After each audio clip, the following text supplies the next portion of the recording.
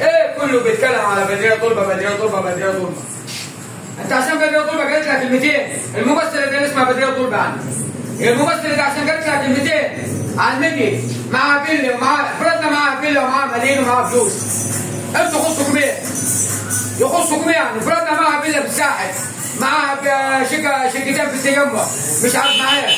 انتوا يخصكم ايه؟ اقفل الباب يا يخصكم ايه؟ ما تشوف الملك المالك وربنا في كده يلا بلاش. المهم بدريه طلبه هي نعم غلطت، بس ما نجيش كلنا عليها لان هي مصريه، هي مصريه من مصر. يعني افرضنا حتى لو غلطت المسامح كريم، مش يقولوا نرفضها من التمثيل، ما تشتغلش ممثله. ليه؟ ليه؟ ليه ما تمثلش؟ ايه اللي حصل؟